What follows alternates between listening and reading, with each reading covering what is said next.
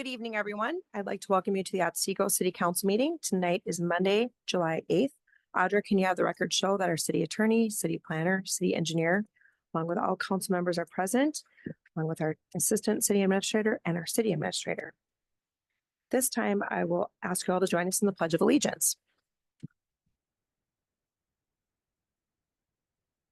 I pledge allegiance to the flag of the United States of America and to the republic for which it stands, one nation, under God, indivisible, with liberty and justice for all. Thank you. Our first item of business this evening is our open forum. This is the portion of the meeting where you can come to the podium, state your name and address, and limit comments to 5 minutes or less. Would anyone like to speak at this time? Seeing no one, we will close the open forum and move on to item 2 to consider our agenda for approval. Does anyone have anything that they would like to add or delete at this time? Madam Mayor, That's right. I would like to add a discussion around the deletion of city council meetings from the city's YouTube page. So you can make that item 7.1. Okay.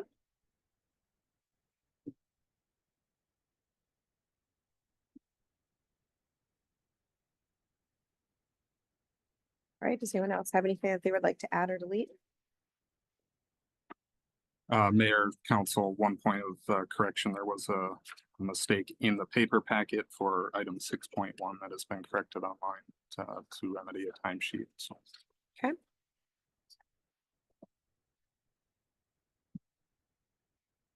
Any other changes?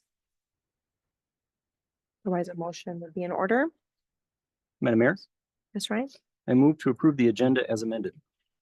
Second. Motion by Ryan, seconded by Jeff. Is there any discussion? All those in favor signify by saying aye. Aye. All those opposed, same sign. Motion passes. Next item is our consent agenda. A motion would be in order. Madam Mayor, That's right. I move to approve the consent agenda as written. Second. Motion by Ryan, seconded by Jeff. Is there any discussion? All those in favor signify by saying aye. Aye. All those opposed, same sign. Motion passes. Next item under 4.1 is Costco. I will turn this over to our city planner. Thank you, Mayor. Costco Wholesale Corporation's here tonight for their final plat application, as well as site and building plan and conditional use permit applications pertaining to Lot 1 and Block 1. You'll recall that the City Council previously approved a zoning map amendment preliminary plat for this development in February. Now they're proceeding with the next step in the process. So the site is guided by the comprehensive plan for commercial land uses. It's Zone B3 General Business District, which allows the retail Costco store as well as its secondary uses within that zoning district. They're final platting 3 lots within the development, 2 of which would be developed at some point in the future potentially, but will be retained by Costco in the interim. For the Lot 1, Block 1 applications, obviously the site and building plan review for the primary store, and then conditional use permit applications dealing with minor auto repair, motor fuel facility, the exterior finish of the building, the lighting standards for exterior fixtures, and then signage. The comprehensive plan again guides the site for commercial uses within the West Sewer District, where utilities were made available when Zimmer Farms was constructed. Commercial use was guided based on access and visibility to I-94 and surrounding commercial and industrial uses to the north, west, and south of the site, transitioning to higher density residential uses within Otsego on the east side of MacIver Avenue. This site was specifically described by the comprehensive plan for this type of use. It's actually nice to see the implementation of that carried through in such a exact manner. The reference to the statement in the comprehensive plan, again, attractive both to local markets as well as regional traffic on I-94. This area really started to develop in the early 2000s when the city constructed the West Wastewater Treatment Facility and the Arbor Creek, Martin Farms, and Zimmer Farms developments all initiated construction.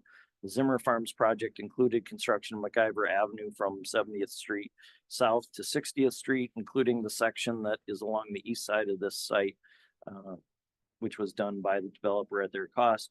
Obviously, the development that's occurred around it reflects the planning that was done both by Otsego, Albertville, and St. Michael in the area.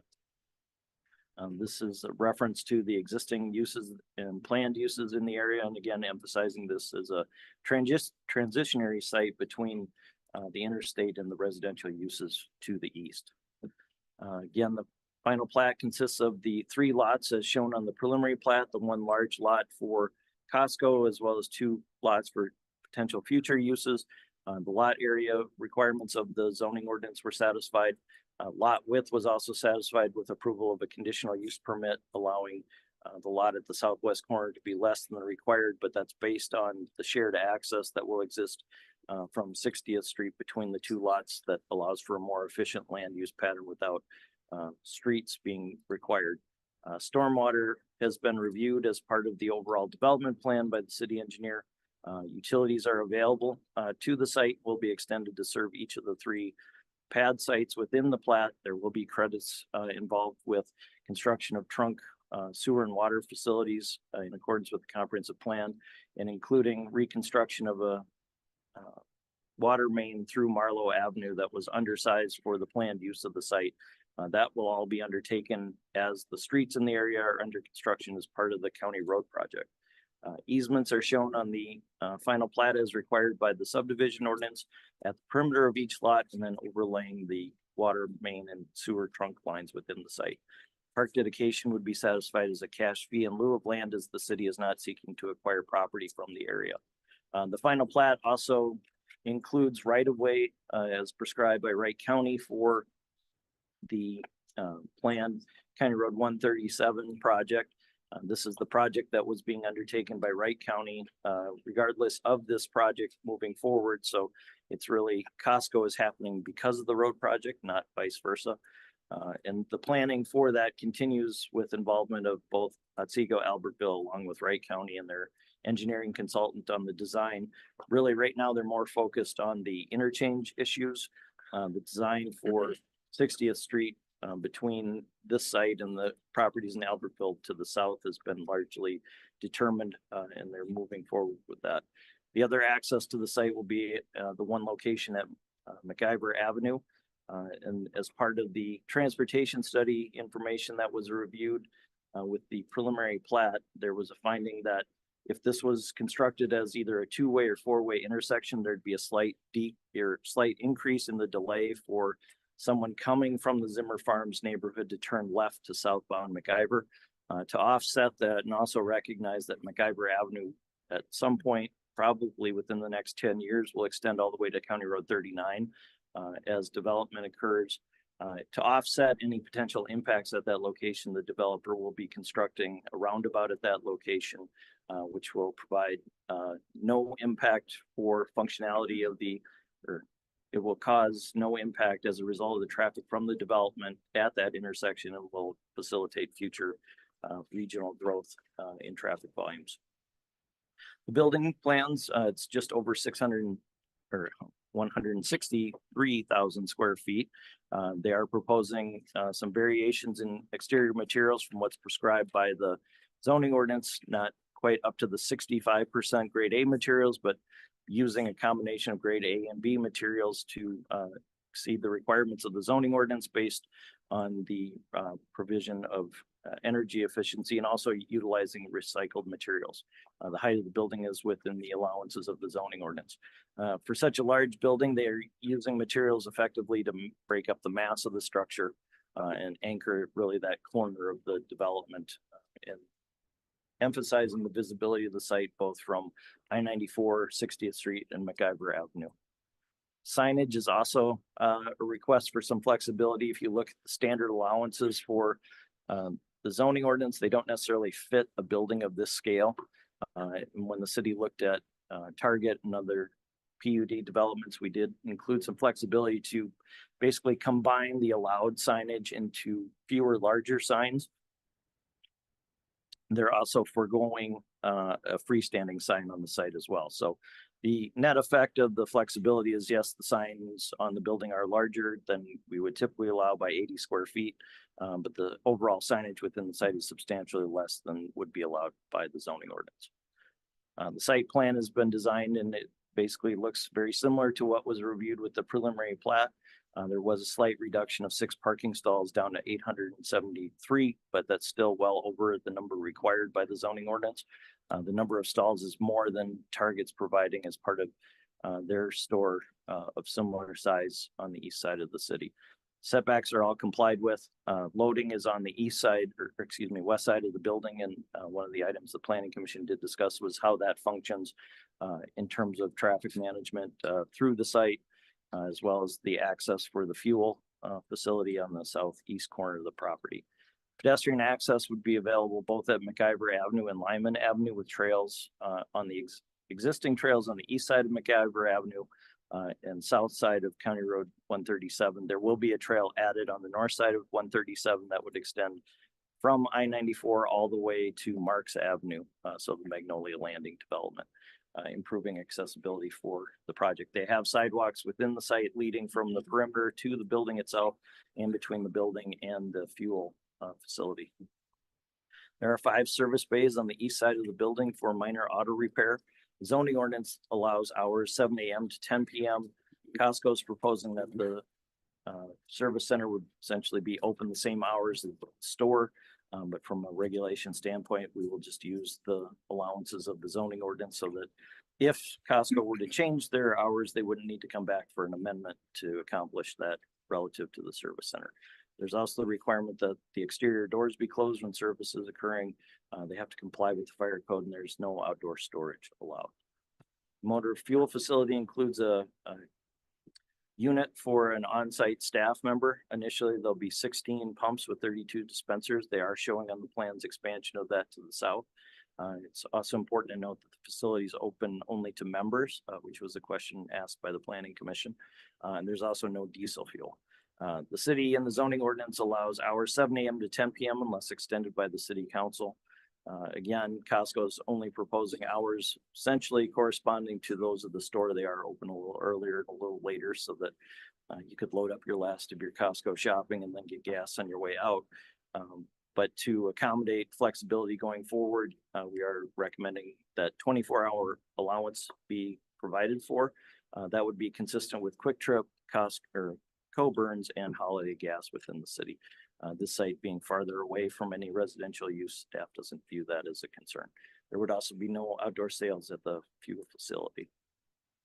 The landscaping plan, obviously in a site this large, is difficult to see on the screen, but they have provided extensive landscaping throughout the perimeter of the site and within the parking lot, emphasizing especially the trees along McIver Avenue, keeping the ones that were planted by Midwest Landscapes, Dave ID back in the day when McIver Avenue was constructed. So those trees have had 20 years to grow and mature and provide immediate screening benefit, and they'll enhance those with additional screening materials. They are proposing extensive exterior lighting throughout the site.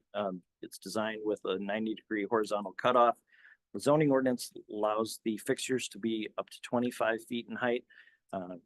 What Costco is proposing is that the standards be 32 feet in height for most of the site, except right along McIver Avenue. That does allow for a 50% reduction in the number of fixtures required to illuminate the site to their standard. It's essentially a scenario similar to looking at a high school football field. If you're trying to light that type of area, you can get by with fewer taller fixtures than multiple lower fixtures, accomplish better lighting and ultimately less overall lighting. They are complying with the illumination standards at the perimeter of the property. In fact, exceeding that with 0 at the property lines. And at the Planning Commission, Mr. Cross did indicate that when the store is closed, the lights are dimmed. There are security lights closer to the building and facilities kept on, but their intent would be to help control and minimize any glare through operations of the site as well. Planning Commission held a public hearing on June 3rd to consider the application. I noted in the report that there were no public comments. There was actually one. Corey Tanner spoke with a question about Costco's community contributions, which was addressed by the applicant, but didn't have any concerns regarding the use. The planning commission did discuss a number of elements regarding the functionality of the site, but ultimately Mr. Cross addressed those concerns and questions, and they voted 7-0 to recommend approval of the application. City staff likewise recommends approval based on the items listed there on the screen. That approval would be subject to 17 conditions that are outlined in the findings of fact and decision. Thank you. Does the applicant wish to comment? Opportunity, and I'll get up and comment on something, but I will keep it short. Good evening, Mayor and council members. My name is Steve Cross. Happy to be here tonight with you. My address is 1955 Rainwood Drive in Illinois. And with me tonight is a illustrious traffic engineer and from Kittleson, National Traffic Consultant. So we're very happy to be here tonight for the final stage and giving the final approval. And Dan has obviously done a stupendous job outlining the project and giving all the pertinent details here. So certainly I don't want to go through that and take up a lot of time here. So we're really just here to answer questions in more detail or anything that's not identified on the plan. We're happy to provide that information. Okay, thank you. Thank you. I have a question. So Dan, when I look at the motor fuel, and Steve can agree to this, so you have to have a Costco membership, which the hours coincide with that. In the closing, as you said, you get your Costco, but you're putting it in here for 24 hours only if something changes, correct? So that they don't have to come back, same as. Mayor, for example, most of the business other than Quick Trip, which is open 24 hours, but they'll have credit card access at the pump. So that is something Costco could choose to do in the future. One of the things we discussed, if there was ever a situation like the COVID pandemic and, you're trying to space people out and provide access at different times and in emergency situations, then that flexibility is key, and it doesn't seem to cause any impacts in the existing businesses that we have. So for the most part, that limitation exists in the case the planning commission or city council sees an issue with compatibility, otherwise can extend it as they choose. Okay, because as I said, you have to have a membership and you can only usually buy fuel at both this store and their competitors when they are open. Right. So, okay. Just read a little funny to me in there in a few spots, so I wanted to confirm. Madam Mayor, Yes, Brittany. I did have questions, Dan, with regards to the loading times. It's obviously a different situation with Coburn's and residential right behind there, but loading times, are they gonna be loading at 5 a.m. or? Mayor, I'd ask Mr. Cross to address that. Good question. So typically where our operations work is we want to get all of our stock deliveries before the warehouse opens, not stock the shelves, like the Home Depot, close off aisles and have the forklifts rising up to 30 feet in the air or whatever.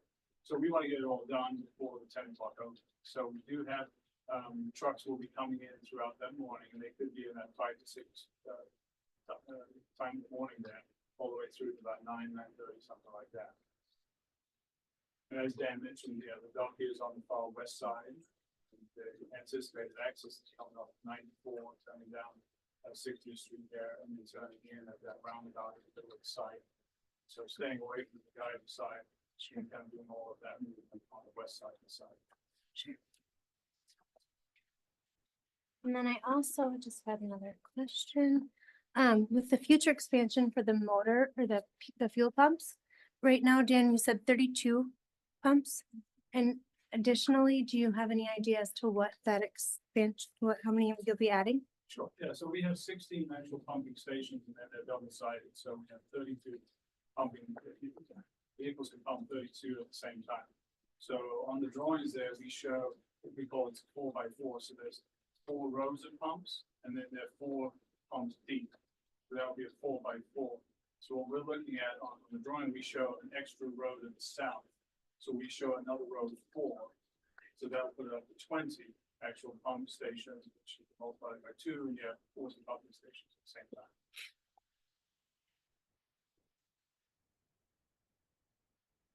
And then my last question is, I assume you work with many different cities, many different staff members of cities.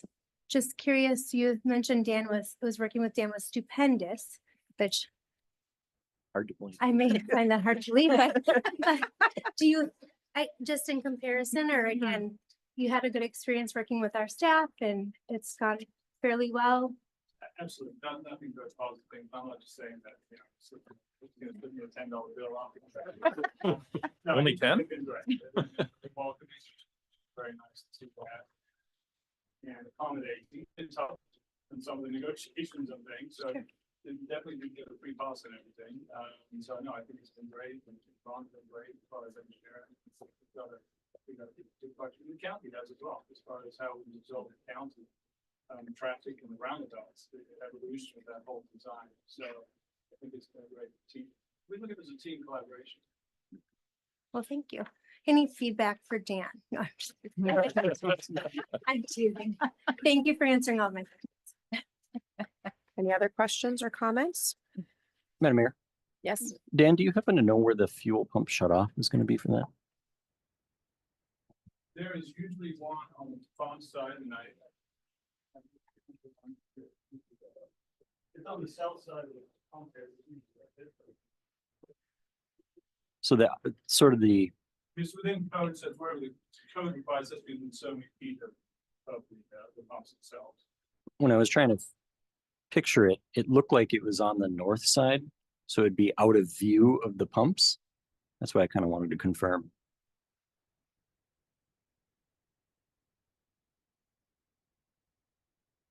And really, while you're looking at it, the only reason I want to bring that up is if this does eventually become a 24-hour thing with that many pumps, I'd just like to make sure that the fuel shut off, if you're not going to have an attendant there 24 hours, would at least be obvious. Absolutely. So I need to be able to brace to share. Yep. Fine.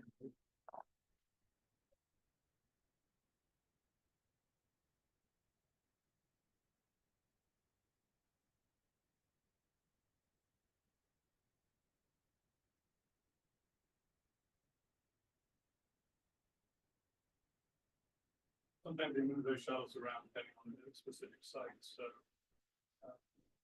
I'll zoom in here, but you can see my mouse. See down to the south end there, Okay. little bump out, that's the shuttle down there. Okay. And then as regarding the 25, Dan's exactly correct. I mean, we don't operate 24 hours, we're not planning to operate 24 hours. We obviously open early, we get the early morning traffic, so we open before the warehouse at 6 a.m. And then we close a half an hour and look at the warehouse. So there's really no intention at this point to make it 24. I mean, it really operates with the warehouse. It's not going to be functioning independently through the night. And then there will always be attendance there. We do have attendance there. So there wouldn't be any time where you could go and buy gas and look around, but there'd be no there with cost without a cost. Okay. They usually are helping to direct traffic because there's so many people buying gas at Costco. Yes. Now we're gonna have plenty of pumps there, so that should be a very smooth order line to the pump station. All right, other questions or comments? Madam Mayor, Yes, Ryan. in the at the February Planning Commission meeting, there was a memo from Wright County, and it said they would have further comments as they got the preliminary plan. Was there additional comments from Wright County? Mayor, they haven't issued formal comments. They just said our initial comments stand, but we've been working with them directly as part of the 137 project, and they've approved this layout and the plat. They provided the right-of-way needs to Costco, and they approved the right-in, right-out access on the west side of the site. So everything is moving forward towards that final approval once they design their roadway improvements and can then sign off on the plat.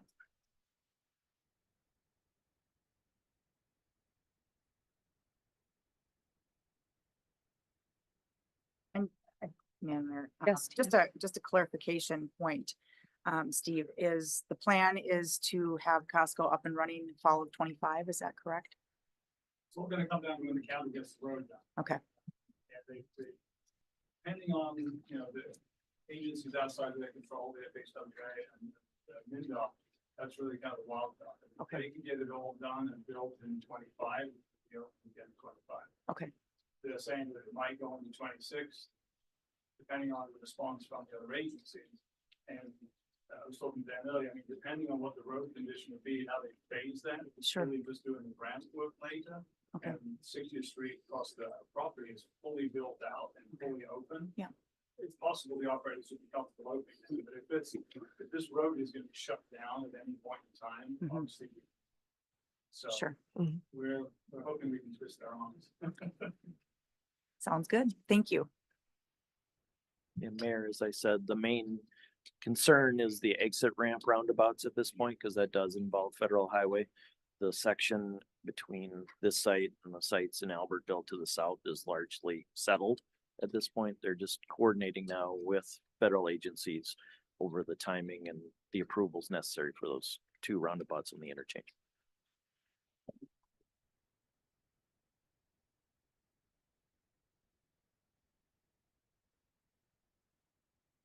All right, any more questions or comments? Madam Mayor, Yes. I'd like to make a motion to approve a final plat of the Costco addition, a conditional use permit and site building plans for Lot 1, Block 1, Costco addition, subject to the stipulations listed by the findings of fact and decisions as presented. Second. Motion by Brittany, seconded by Tina. Is there any discussion? Madam Mayor, Yes, Ryan? I think the traffic generated by this proposal is clearly a concern. It's an issue that was raised by the Planning Commission as well as during a public hearing and by this council. And yet our council packet has almost no information on this issue. As an elected official, I'm directly accountable to the citizens of the city. I need to be able to justify my decisions to them. And I find it difficult to do that when critical information needed to make those decisions is missing. There's no information on our packet to challenge and no data to put our minds at ease. Without that information, I did do my best to try to piece together the facts. I did my homework over the weekend, and I understand that this plan is projected to add 8,500 trips to our roadways per day on average, with 80% of that traffic coming from County Road 137. The other 20% would be coming from Kyver. Average daily traffic for County Road 137 or 60th Street right now is at 11,137 as of 2022. The capacity of that road will increase to 14 to 17,000 with the county road improvements. Yet the 6,800 additional trips on that road as a result of this development will exceed the capacity of that roadway even after those improvements. Wright County had projected that County Road 137 would reach 15,300 average daily trips by 2040, even with this development being commercial. However, this development clearly blows past those projections, increasing traffic on County Road 137 by 61%. What that means is there will likely need to be an additional road improvement, including adding lanes within the next few years, with some of those costs falling on Otsego taxpayers. From Guyver, the current average daily traffic is 3,783 as of 2021. The capacity of that roadway is between 12,000 and 15,000. The additional 1,700 daily trips will increase traffic on McIver by 45%. Wright County's long-range transportation plan extends McIver north to County Road 39, where it will connect with where the new Otsego High School will be. The projected average daily traffic for McIver in 2040 was expected to be between 4,100 and 8,500. This development is challenging those projections as well. While 8,500 extra cars on our road is a lot, it's also worth noting that the number of parking spaces in this plan could easily accommodate twice as many customers. At an average shopping time of 45 minutes, the 873 stalls in this plan has a capacity of 12,222 customers per day, or 24,444 daily trips on our roadways. While it seems unlikely to occur, it's also true that the developer is holding the additional lots on this parcel in case more parking spaces are needed. 873 parking stalls is 30% more than the Coon Rapids location, over 18% more than the Maple Grove location, and over 15% bigger than the St. Cloud location. It is quite possibly the largest Costco parking lot in Minnesota. I tried to find the largest Costco parking lot in the United States. What I found was the Fresno, California location with 889 stalls. That's only 16 more than this plan calls for. What that means is this store could quite possibly be one of the largest Costco parking lots in the United States, planned for our city. Yet it's not just the amount of traffic that is a concern. It's also what that additional traffic means in terms of maintenance costs on our infrastructure. Using the value per acre of the Maple Grove store, I estimate that the property taxes the city might see from this development would not cover the additional road maintenance required as a result of this project. Using the 8,500 average daily trips, we would see an increase in County Road 137 of 61% and McIver by 45%. Yet the property taxes from this parcel will only cover about 16% of the monies needed for County Road 137 and McIver up to County Road 38. That gap represents a negative financial situation for our city that can only be covered by an increase in property taxes on our residents. City Code 11-4-2, Part F, Paragraph 4 states that the council shall consider possible adverse effects of the proposed conditional use and that our judgment shall be based on, but not limited to, the traffic generation of the proposed use in relation to the capabilities of the streets serving the property. Our comprehensive plan also outlines our fiduciary responsibility to ensure financially stable development. We are charged with securing the health, safety, and welfare of the public by ensuring managed growth occurs within a framework of local infrastructure with sufficient capacity to meet community needs and expectations. We're also required to encourage a rate of development in a variety of land uses to expand and diversify the city's tax base and maintain a favorable financial condition. Finally, we're also required to monitor the city's procedures and services to ensure that the financial costs associated with those services are paid by those making the request. I ask that this plan be reworked so that it does not put the city into a situation where the traffic is beyond the capacity of our key road infrastructure, and that the development does not put us into a negative financial situation. Thank you. Okay. Any other comments?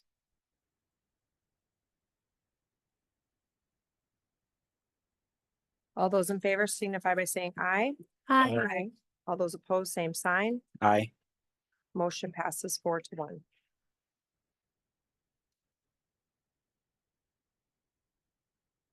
Right, moving on to item, Steve. Thank you. thank you. Thanks, you. Steve. Thank you. Great job, Dan. Great job, Ron. Item 5.1 is Carrick's Landing Park improvements. Nick is here this evening.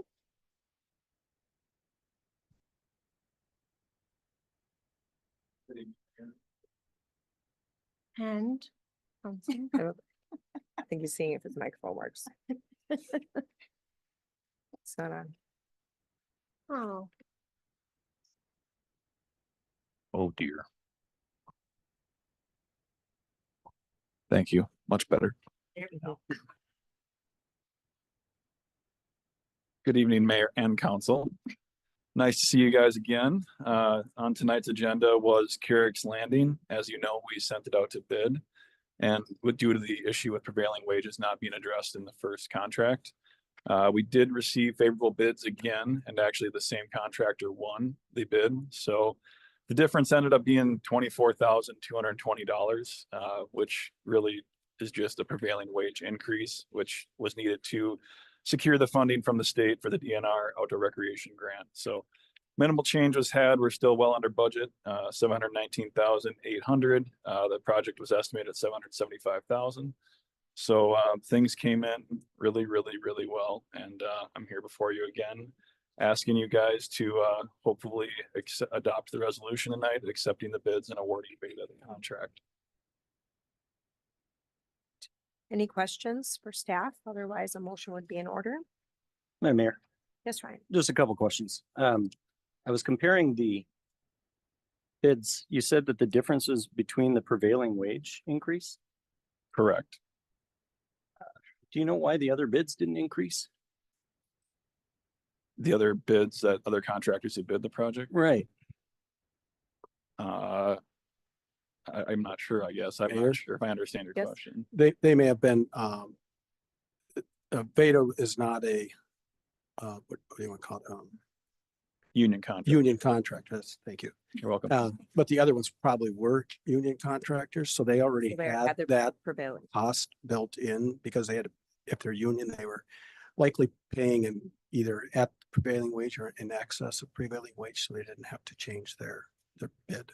We also had 2 additional bidders in this one versus the 3, and we were up to 5 on this one.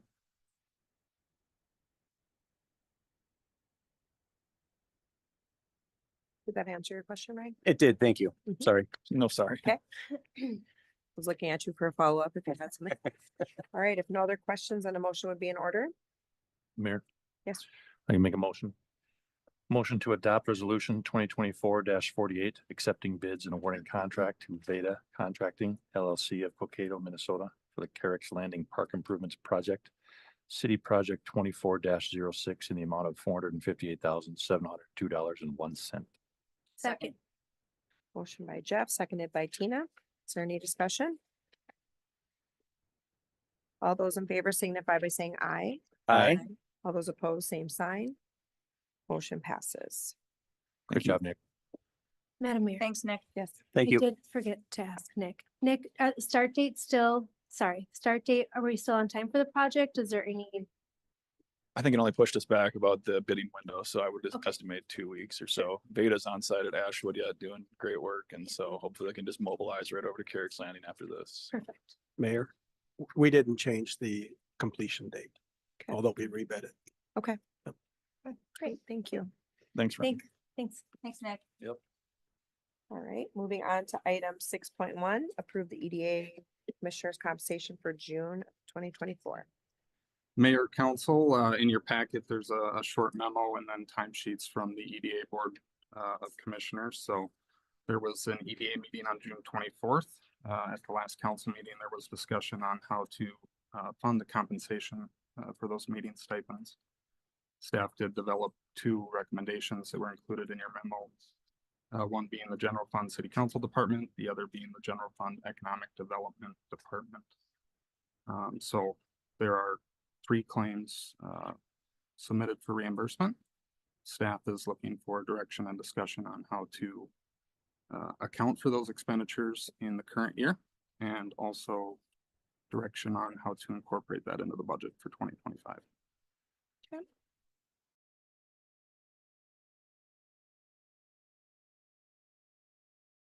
Mayor, Yes, Ryan? I guess I would just ask what, from my reading, the city council does not approve EDA commissioners' compensation. Under 1-7, I think, -1, city council approves city council expenses and compensation timesheets.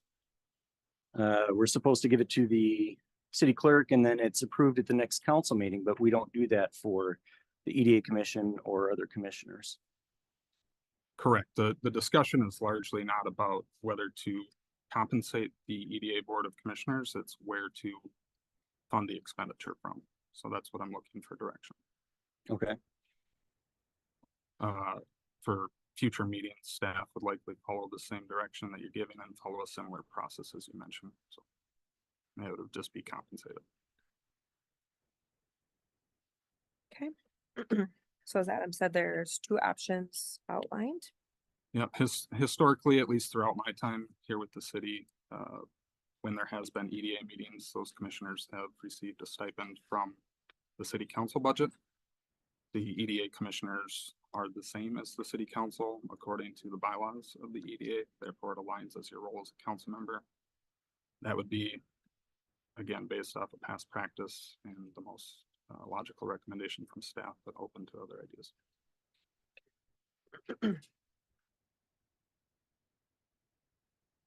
And as Adam did outline, there is an economic development budget this year. Correct. Mayor, there's 15,310 that were outlined in that department budget. There was not a specific line item in that budget for meeting stipends, but to date we've spent, the city spent about 30% of that budget amount. Any, what were the expenses in that budget? There's a few dues and memberships that the city pays for that are related to local chambers of commerce, the Economic Development Partnership through Wright County. There are a couple marketing and contracted service budgets in case there's a project that comes forward to the council that we need to hire a consultant to study for the council. That's largely what that 15,000 is made up of, those couple of minor items.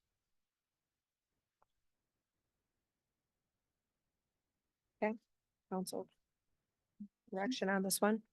I'll make a motion, Madam Chair. Or do you want direction first and then motion? The motion is left blank for the direction.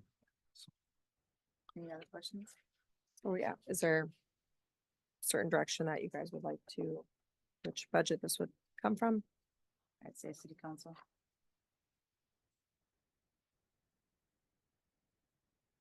Other council members?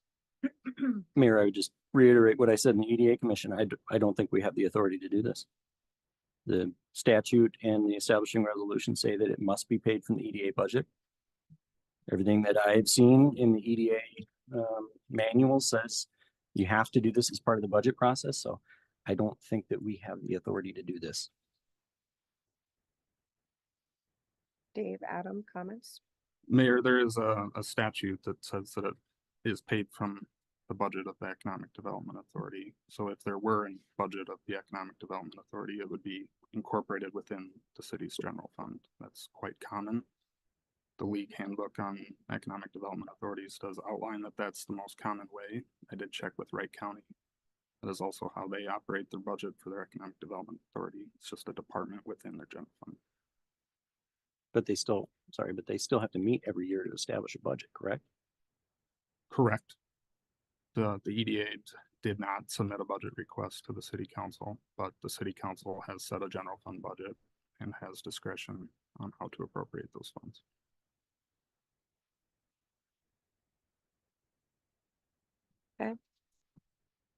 Council, we need some decisions here.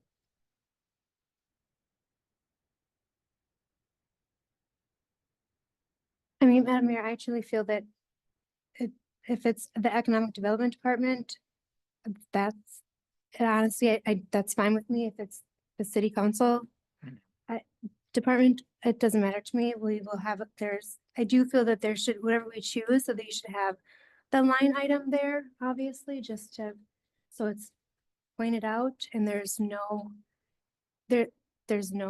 guessing where it's coming from. You can see it. There's no discrepancies. There's no as to where it's discrepancies. coming from. Yeah, that's. So have an economic development department line item. I mean, if you have to budget for that. Staff can certainly budget meeting stipends similar to how we would do planning commission, park and recreation commission, heritage preservation, public safety. We can include the meeting stipends in a line item for future Makes sense. budgets. That works. That's just my, again, personal thought and opinion, but Thoughts on that, council? I'm good with that. So my EDD. Fine. You all right to make a motion on that, Mayor? You can make a motion. Mayor, I'd like to make a motion. Motion to approve EDA Commissioner's compensation for June 2024 with the funding provided by the Economic Development Department. Budget within the general fund. Is there a second? second, Motion by Jeff, seconded by Brittany. Is there any discussion? Madam Mayor, Yes, Ryan? we'll just say I looked at surrounding cities, Elk River, Albertville, Rogers, Monticello. They all have EDAs. They all have established budgets. Even I tried to find cities that didn't really use their EDA. Chanhassen, I think, comes to mind.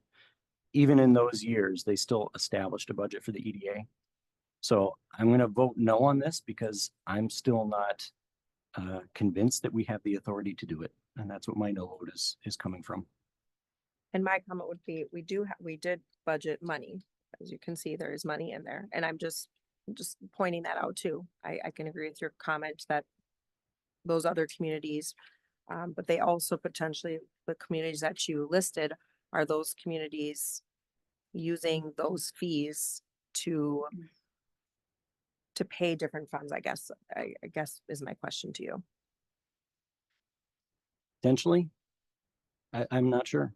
What Mayor, Council, what could be a differentiating factor between communities is that if there is an EDA established, the city council can opt to levy on behalf of the EDA a property tax specifically for that purpose.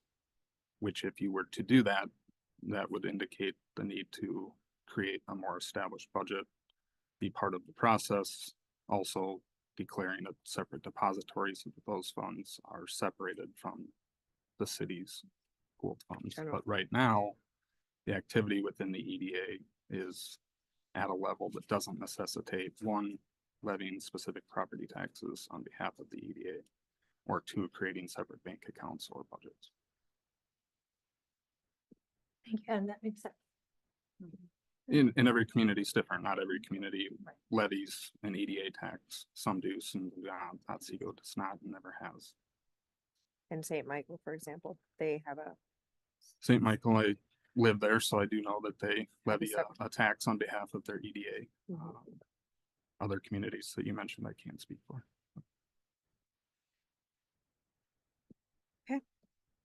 so we have a first and a second on this. Is there any more discussion? All those in favor signify by saying aye. All those opposed, same sign. Aye. Motion passes 4-1.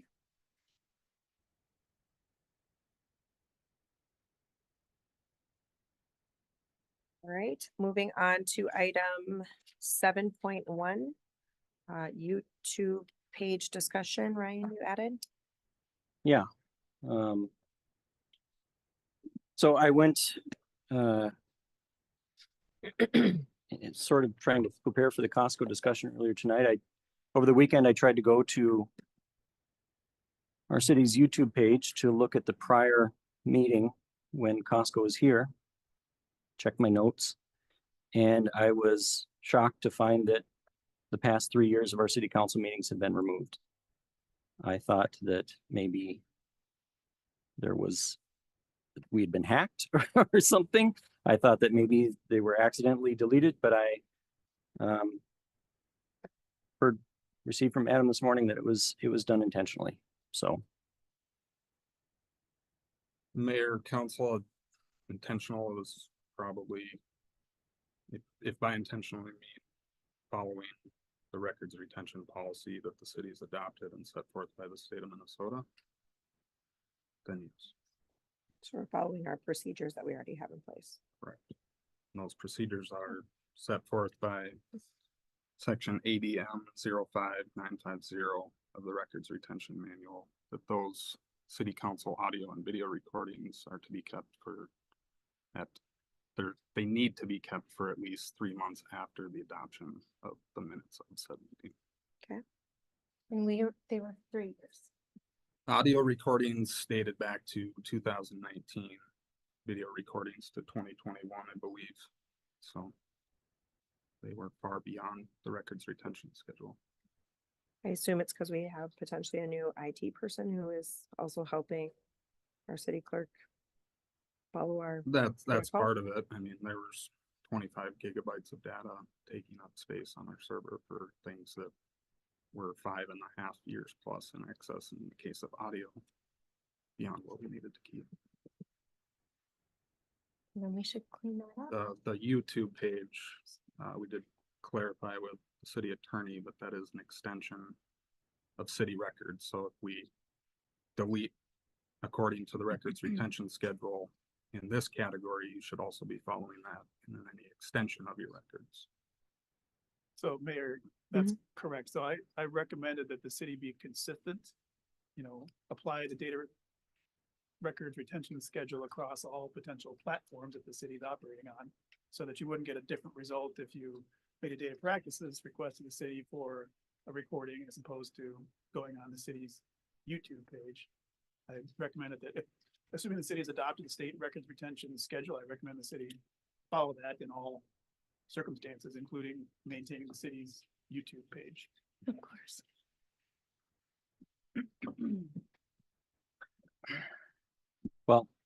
Mayor, earlier this morning, I did a quick survey of other Minnesota city councils on YouTube.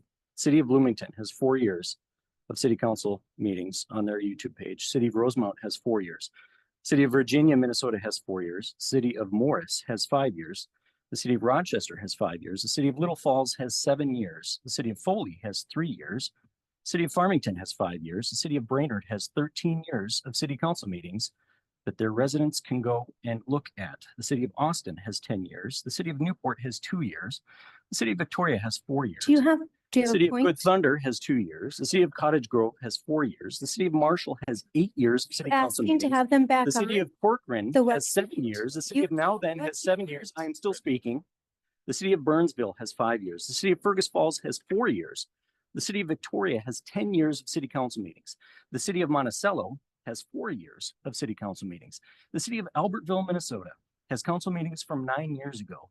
Although they don't record their meetings anymore, they still keep those ones up. There are so many others. It makes no sense for us to take the volitional act of going onto YouTube, selecting these videos one by one, and deleting the audio video record of our city council meetings from the public eye. It costs $0 to keep them up. There is no maintenance required to keep them up. In fact, it costs us time and money to go in and remove them. Put on your big boy pants and ask, what are you asking for? Would you like them to go back on YouTube? Point of order, Madam Mayor. That's out Yes, of, Ryan. that's out of Yes. order. Then just what are you asking for? It doesn't need to be this disrespectful thing towards staff. Do you want them back I on said YouTube? nothing, I said nothing disrespectful towards staff. I move that no further meetings be removed from our city YouTube page. That's all you had to say. My question is, and Ryan, I haven't seen your page. I didn't do a survey. I guess if we're following protocol, it makes sense to me. You reached out to the city attorney, Adam, and we confirmed this. My question is, do all of those cities put them on YouTube? Do you can confirm that, or those are on their website? That's what that's from. I went to their YouTube pages. To their YouTube pages. Okay.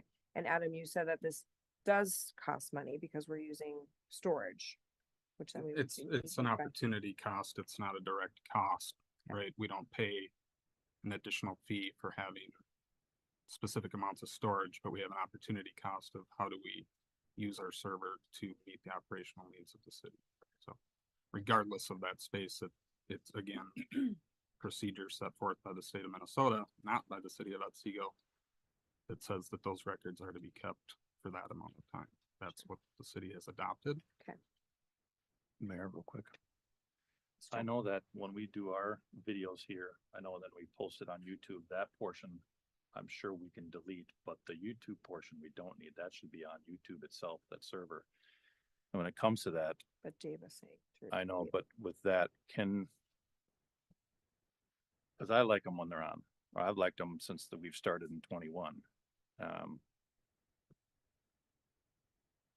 I can hear staff say about space and whatnot. I think it can be deleted since it's already online, and YouTube, since you upload it to YouTube, it's on. I have stuff back going 10, 15 years, so it's, you understand YouTube, that's how it goes. But when it comes to back 3 months, what would be then? Can we give staff option to keep it on there? Since we've started recording in 21. Well, I see some options. I don't know what all those other cities, what judgment they made on this question. I've always erred on the side of caution, and I would say the data practices and record retention schedules should apply to everything the city does.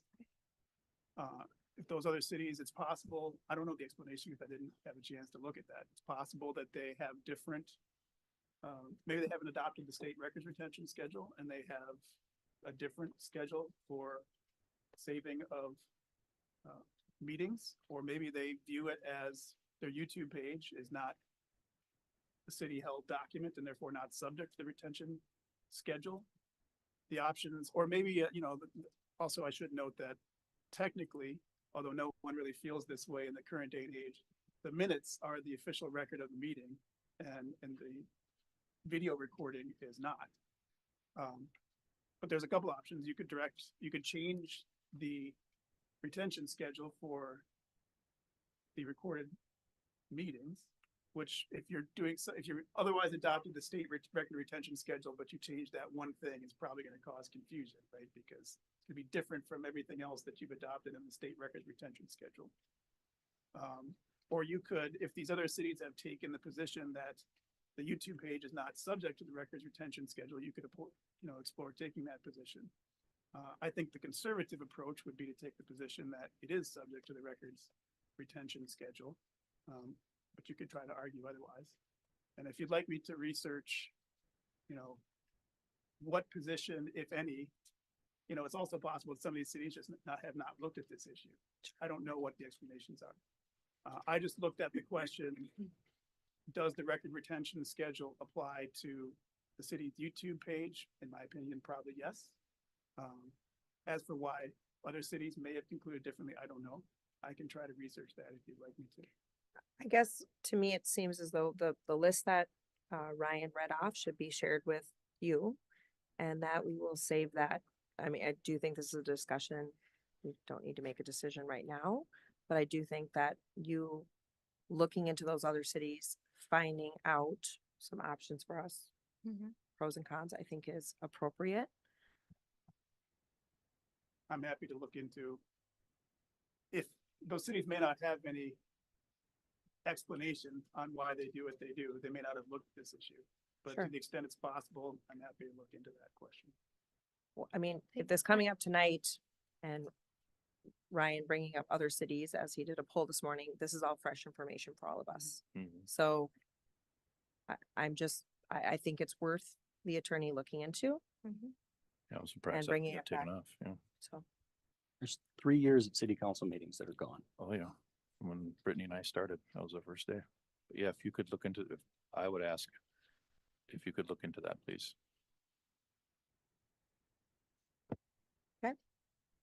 I'm happy to look into that. Thank you. Thank you. can you provide that information, Ryan, the list? Sure. Thank you. Okay, we are under city council reports and updates. Does anyone have anything? Mayor? Yes. I got something. Ryan brought up a great point on the EDA about having meetings. What I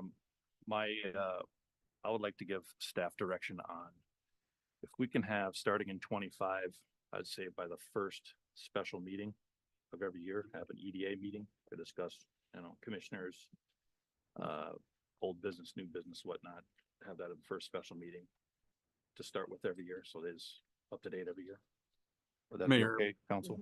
Prior to the pandemic, that was standard practice that the meeting of the EDA would occur either in January or sometimes February. So to outline that, the first special meeting, let's say the second one, the second council meeting in January, the first one in February, where there's a special meeting planned to have right in the beginning, EDA appoint officers, blah, blah, every year, or however that be, would that make sense? Yes, absolutely. And council, Mhm. do I have to make a motion on that? You do not. I have a reminder for council. Tomorrow night we have our, I don't know if I want to call it a field trip, but we are invited to North Star. So the Public Safety Commission will be hosting their meeting there. Wright County will be there. Daryl will be there. I believe Dan, you're attending, and a few of us council members, along with the public safety commissioners. So And Mayor, I have a couple things here too. Yep. Wanted to get your responses and what your thoughts are as a council to take both flags and put them up to the front, because I feel when we do this, we're putting our backs towards our audience, towards the people, and I've always felt that that was something that we shouldn't be doing, and would rather have our flags up front somewhere where we can put them and not turn our backs towards our audience. council, Where would you, Yeah. Mayor, Council, where would you propose they go? I mean, they can go right by the TVs. If we can put them there right in the corners or the edges. Or wherever you would think that they would work. Dave, any?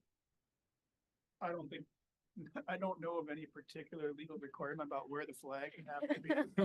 Okay, good. I mean, it makes some sense to me that they're visible when people are sitting in the audience. They're Mhm. behind the dais, so people can see that the council flies these flags, either watching on TV or sitting in the gallery. But I think you can probably put the flags wherever in the chambers you would care to. I can look at that too, but I doubt I'm gonna find anything. I think you've probably got discretion on where within the chambers you fly the flags. Tina, would it make sense to, because I know on video we still have them on, but on the TVs, of course, we have to zoom out a bit, but you know, that's just semantics, but I understand the turn around and looking, but we are doing the pledge, so I guess. I still think we should be forward though, with the Okay. flags. All right. I don't know if it's helpful, but I know some councils that have them up on the dais like you do and some that have them out in the gallery. So I'm pretty sure it can be done both ways. Okay. So I wanted to throw that out there, number Yep. one. Mhm. And then the second is, I wanted to find out if, now that we have our communication specialist, if, I was thinking the website, that we could put, you know, the businesses that are going into the city and, you know, list off the businesses, because I know social media, you look out there and they're saying, well, what's over here? What's over here? What's this? What's that? I think it'd just be nice for us as a city to put on our website, this is what's going in, you know, by Target or however you want to say it, but at least would give the residents the We can easily know find it. of, Yes. of what is going into our city. Now, now one step further would be is if we can put like, when are they opening? If we know that, that would be great too, but. Sabrina's raising her hand. Mayor. She must have an answer for you. All right. Good, Good timing. This is actually one of the projects Heidi's currently working on. So she, is updating our Zoom tours, which we have through Wright County Economic Development, which is basically a map that shows, proposed businesses coming in. Okay. And then also possibly looking at kind of actually putting a business directory on our website as well. Perfect.